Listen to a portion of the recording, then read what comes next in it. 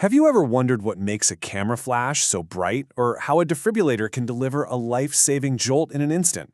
It all comes down to these two incredible ideas in physics: electric potential and capacitance. Today, we're going to pull back the curtain on how we capture, store, and unleash electrical energy. Let's jump in. So first things first, we throw around this word potential all the time, but what does it really truly mean when we're talking about electricity? It's the foundation for everything we're about to cover. To really get a grip on electric potential, let's start with something we can all feel: gravity.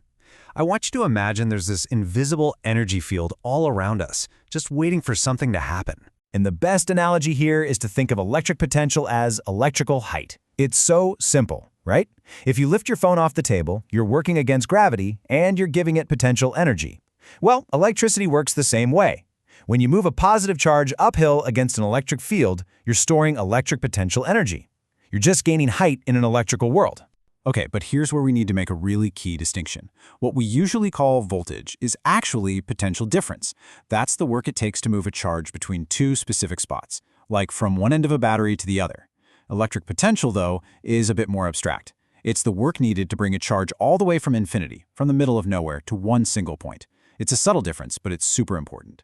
All right, so we've established that this energy potential is just kind of out there. Anywhere there's a charge, which is cool. But that leads to a huge challenge for engineers. How in the world do we actually grab onto it and save it for later? I mean, that really is the million-dollar question, isn't it? How do you bottle this invisible energy? Well, the answer is a brilliantly simple, totally fundamental little device called the capacitor. And this brings us right to the heart of it: capacitance. We use the letter C for it. And it's really just a measure of how good a capacitor is at its job. It tells you how much charge, that's Q, it can store for a certain amount of electrical pressure, or voltage, V.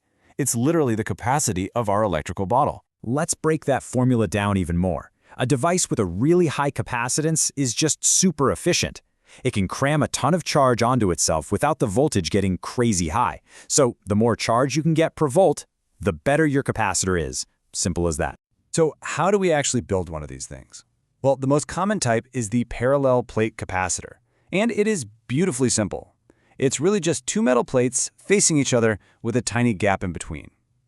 And how well it works all comes down to just three basic physical things. Yeah, just three things control a capacitor's power. First, the area of the plates.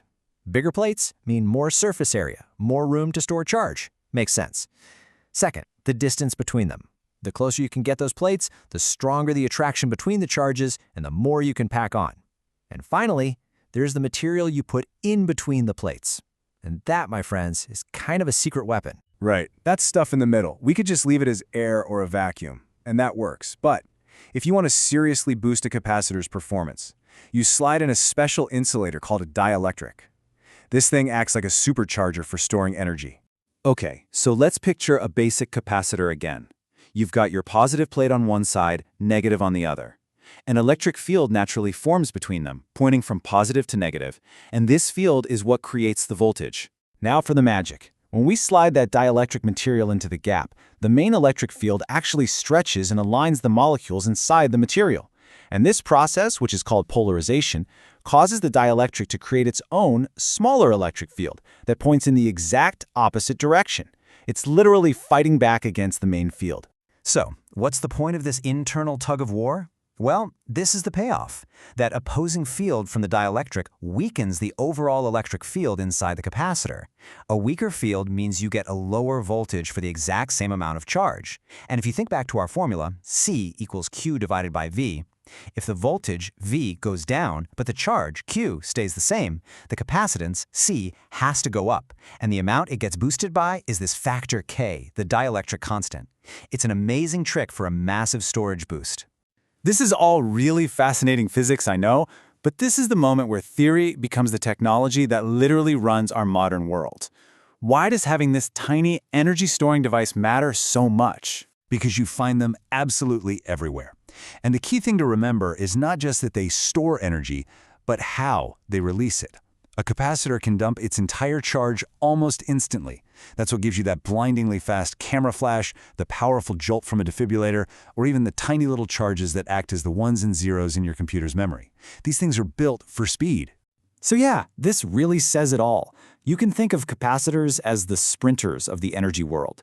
They are the unsung heroes, the specialists that provide a huge burst of power in a tiny fraction of a second, which makes them absolutely essential in pretty much every electronic device you own. And that brings us to one last thought.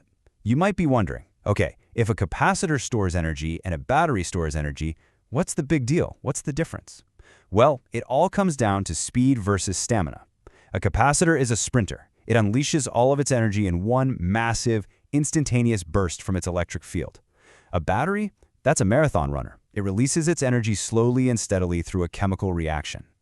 And that's something to think about the next time you see that brilliant instant flash go off on a camera.